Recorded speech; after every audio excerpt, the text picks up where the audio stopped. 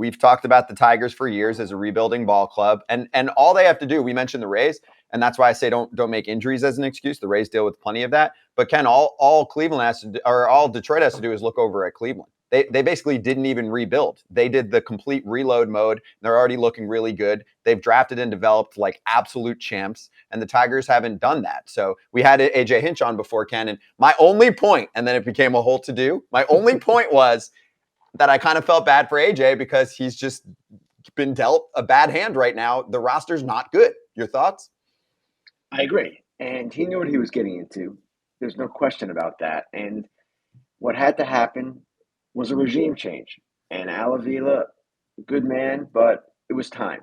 So Scott Harris comes in. He is someone who's considered quite bright, well-respected in the game, someone who's thought of as a rising star. And it has to be a systematic overhaul of every aspect of what they're doing. Player development, scouting, amateur, international, you name it. They've got to get better at it. And they've also made questionable decisions at the major league level. I heard AJ talking about how some of their pitchers have gotten hurt. They did have this group of pitchers that was supposedly ready to go that didn't stay healthy. That happens, but you need more. And it's not that their system is completely empty or failed them, but it hasn't been enough. And obviously, they've got to start going in a better direction. I mean, thank you, Ken. We agree. Yeah, we all agree. I think we all agree. Exactly. Nobody really had anything to say because it's kind of like, yeah. Happier thoughts then. Let's do WBC. So I want to get into, first off, your observations from last night. Mr. What is it, 10 games in 12 days? Did I get that right? Yeah. 10 games in 12 days. I'm just saying, Ken, at the beginning of the show, I was like, Ken's working way harder than you guys. So you're at the game late last night, way past AJ's bedtime. USA looked much better. Bats were clicking, but at the same time, it was a 19-year-old A-ball pitcher that they were going up against. So it was batting practice for the dream team, right? Essentially, it was, Scott. And they needed a win like that. And Lance Lynn came up really big on a night that they frankly needed their two pitchers that they were going to use, the starting pitchers, Lance Lynn and Miles Michaelis, to give them probably 7 of 9 innings. Now, it turns out they only had to play 7 because of the mercy rule that was in effect. They won by 10 or more runs. And that really helped. So that will help them reset their pitching, which has been a problem, or it was a problem in the Mexico game. Offensively, we've been waiting for that kind of performance. You look at the names in the lineup, and it's ridiculous. But at the same time, you guys know this. It is the middle of spring training. The timing is not quite there in many cases. In the Great Britain game, they're facing Vance Worley, who's not even really throwing 90. That's throwing them off. So it does take some time. Unfortunately, in this tournament, there's not a lot of time to get yourself straight. That game last night, though, should put them on the right track. Colombia's loss yesterday helps them a lot as far as the possibility of advancing. I do expect them to advance. I expect them to beat Colombia on Wednesday. But as we've seen, it's not easy. And international tournament play is a different animal than what we're used to seeing in Major League Baseball. So where do they stand then? Who's going to start on Wednesday? Do we know? Have they announced it? Merrill Kelly will start on Wednesday. They should have their relievers available again. They last night were in a spot, AJ, where if things had gone awry with the pitching, they would have had to have scrambled. I'm not quite sure what they would have done. They had so many guys down because their relievers are not allowed to pitch back-to-back days because of the wishes of their parent clubs. There are all these other restrictions that they're facing. They got a good performance from Lance Lynn and a necessary performance from Lance Lynn. When he went 5 and used all of his 65 pitches in those 5 innings, it was really exactly what manager Mark DeRosa would have wanted. But on Wednesday, Kelly starts the game. They don't have a piggyback starter available, but I assume they'll be able to go 1 inning with all of the relievers, and they've got some terrific relievers. So the day off today really helps them reset, as does last night. The idea that they didn't have to use any relievers. Okay, so first of all, USA, if you have one guy that I want to start that game, it's Lance Lynn because you know he's going to give you 5 and 65. Yes. So that was good on DeRosa. The other night when Brady Singer, the whole Brady Singer thing happened with, and you kind of brought it up, like why did DeRosa not have somebody ready? And we talked about this, and I love that you and John Smoltz went back and forth, and Ken, when we do games, it usually goes like this. Ken, we throw it to you, you give a point, I tell you why you're wrong, and then you never get to answer, which is the way it should be. But I actually love the back and forth with you and John because it doesn't get to happen enough. But you talked about him being hamstrung. We talked about this. Like DeRosa, are the other teams under the same pressure? Because it doesn't seem like when I watch some of the other teams, they're not following the same rules the USA have to follow. Is that just because of USA on their chest? Or maybe I'm wrong and it just feels different, but explain that to me. AJ, you're not wrong. And it's not that they're playing under different rules per se, but they are a team composed entirely of major leaguers. With some of these other teams, you're seeing guys who are not in affiliated baseball, so you can do whatever the heck you want with them. Guys who are minor leaguers, but maybe not big prospects, and you can do whatever you want with them too. When you have a group of entirely major leaguers, you don't have that freedom, and the restrictions are quite significant. As I mentioned, no back-to-back days. There are guys who can't enter in a dirty inning with runners on base. There are guys who can't come back for another inning if they escape an inning with runners on base. There are starting pitchers that have to throw on certain days. All of these things are coming into play. Now, the other night with the Brady Singer decision, it was obvious to me and probably obvious to everyone watching he didn't have it. Smoltz was talking about this, and yet DeRosa didn't get him in an obvious spot right before Joey Meneses came up. Me, as someone who's watching the game, like everyone else, says, what the heck is going on? And that was the question I raised. And I said, basically, it's a first guess or second guess of Mark DeRosa, the first second guess we've had. And John pointed out, rightly so, that there are all of these restrictions in place. And when I wrote about it that night, I wrote a whole column about this whole issue. The flaw in the column was, and I knew it at the time, I wasn't suggesting a solution because guess what? I'm not sure there was a solution in that particular circumstance based on where their pitching was, each restriction on each different pitcher. So DeRosa was in a box. Now, I also said in the column, I suspect that maybe Jim Leland or Davey Johnson or Joe Torre, one of the previous Team USA managers who had experience, might have figured a way out of this, but maybe not. And maybe it was that kind of situation where DeRosa really was handcuffed, which is what he basically said after the game. So it's a very unusual thing. Obviously, it's the timing of the tournament that is a problem here. You're playing in mid-March. Teams are getting ready for the season. They want their players getting ready while allowing them to participate in the WBC. The problem I have, there's a couple of things. One, every spring training, a lot of pitchers get hurt under the watch of their parent clubs, right? We see it every spring. Nobody's being reckless here. So you can loosen up a little bit, in my opinion. And if the teams are so great at keeping pitchers healthy, I'm sure not seeing it. The other problem, and it's no disrespect to anyone on the Team USA pitching staff because these are some of the best pitchers in the league, but are they the best? I can't say they are. We have a situation here where every American who received the Cy Young vote last year, I think there were 14 of them, none of them is pitching for Team USA. These are the Americans. None of them who received the Cy Young vote is pitching for Team USA. Now, Nestor Cortez, he had to bow out. Okay, that's one. He had his physical situation. But there's not the commitment that there is from other countries. Look at the Dominican staff. They've got Alcantara. They've got Javier. The Japanese staff, Otani and Darvish. Until we see that, it's going to be always a situation with the U.S. team where you're kind of playing halfway.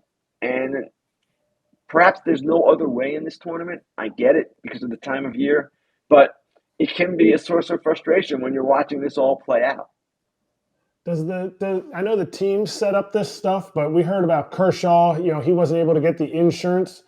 Is the insurance part of like, hey, we'll give this guy the insurance plan, but you can't throw, you can't throw Daniel Bard on back-to-back days, and does the insurance company come into that too, or is this just a team thing?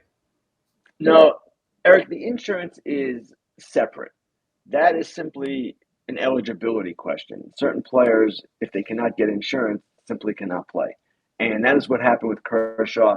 He explored buying his own, but it was, I guess, prohibitively expensive. And a fan might say, "Oh my gosh, he's making $20 million a year. He can afford it." Well, if he's paying, I don't know, just for the sake of discussion, $3 million to pitch twice, I don't know if I would take that chance. That's not necessarily a good use of your money. So insurance definitely is a factor in who gets to pitch, but a number of American starters simply didn't want to pitch. And I'm not going to mention any names specifically. It's a group of them, a whole group of them. You can understand Verlander and Scherzer, they're older. It's not the time for them. But some of the younger aces, I wouldn't have liked to have seen them. But again, each circumstance is different. Each player has his own thing. Maybe if you're a star pitcher, you want to prepare in your way. You don't want to be distracted and disrupted by the WBC. Freddie Freeman put it really well the other day. He said the goal of every player is to be a major league baseball player. That's what you're trying to do. That's where you're trying to succeed. And for the WBC, in the middle of a spring training, getting ready for a season, it can be disruptive, and it's not for everyone. We all get that. DeRosa gets that too. But at the same time, it sometimes seems like for a variety of reasons, the U.S. is not putting its best foot forward. I was imagining D-Row on the line with Geico. Like, D-Row, Geico on line one. Hey, D-Row, we don't want Bart or Bednar hot today. Appreciate it. Thanks, man. Hey, one thing I should add, too, it goes back to AJ's point.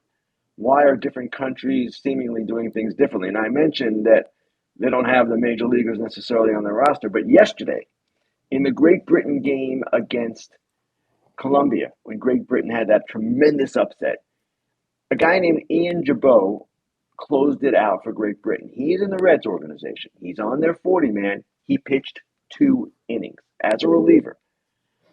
Some people with Team USA, actually one person, said to me, "How is that guy pitching 2 innings?" So I don't know why certain guys aren't treated the same way. Maybe the Reds don't value Ian Jabot as much. I don't know. But at the same time, that's the kind of inconsistency that is frustrating to some of the players. And one of the points I raised in my column was, if the position players, most of whom are our best, right? They see this happening where the pitchers aren't committing to the same extent that they are. Well, maybe they say the next time, we're not putting our best foot forward. I'm not going to do this. And that would be a difficult spot for the U.S. to be in. That would be unfortunate. Hey, hold on, Kratz. The reason Gerbeau got to pitch is because they felt bad for the Great Britain uniform, so the Reds were like, screw it, let him close out a win for him. Because they saw their uniforms and they were like, listen, they're bad enough. History. His letter fell off. His letter fell off. The uniforms are among the worst I've ever seen. I mean, there are youth programs that have much better uniforms than Great Britain. And then, yes, the T in Great Britain was falling off. And it kind of went in stages. It fell off a little bit, and then the whole thing just went to the ground. Hey, those Brits don't use their teeth. Tomato, you want a tomato? And now they skipped the T, so that's why it fell off. Yes, I like many people were laughing about that, and AJ can understand having some tea drop, but anyway, moving on. Was Canada punting last night, Ken? Were they punting that game? No, they weren't punting, and as I said on the opening to the broadcast, in 2006 they started Adam Lowen. He was 22 at the time. He was older than Matt Batch was, but he was still a guy that was a young guy, inexperienced. They started him. They beat the U.S. with Adam Lowen. Adam Lowen, of course, pitched in relief last night, all of these years later, 17 years later. So they had done it before. They figured they'd try it again, but there is some strategic thinking with how they do it. And I don't know, Eric, if I'd say they were punting, but they need to beat Colombia and Mexico the next 2 days. And yes, they did line up their pitching in a way that perhaps will give them a better chance to do that. And yes, you could then say a 19-year-old kid pitching against that lineup is a punt.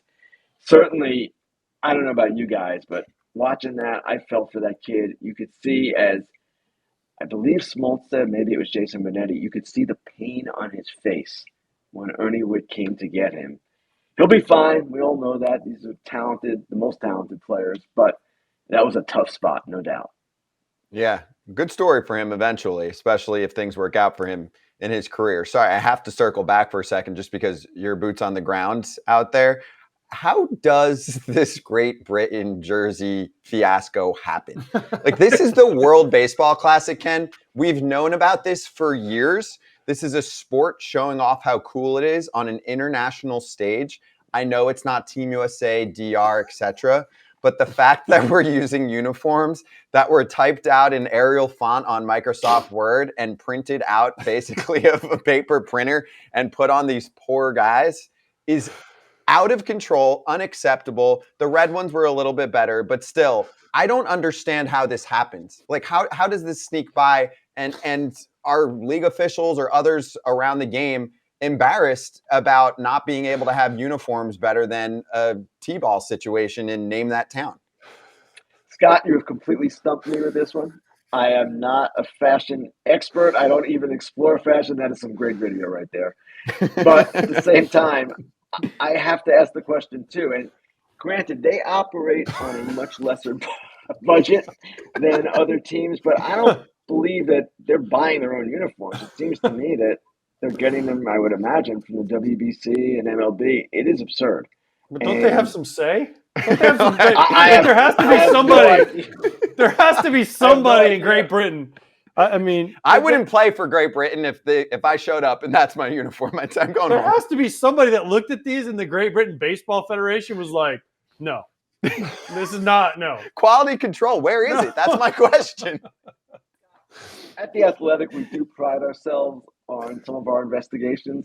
I believe we need to get cracking on this one. Who's good at this? No, like I love Stephen Nesbitt, right? Wouldn't this be maybe a story up his alley to do some digging Yes, it on would this? be.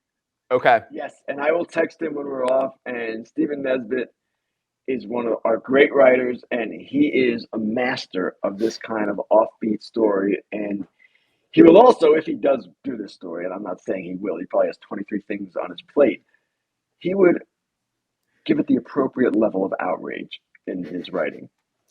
That's why I love him.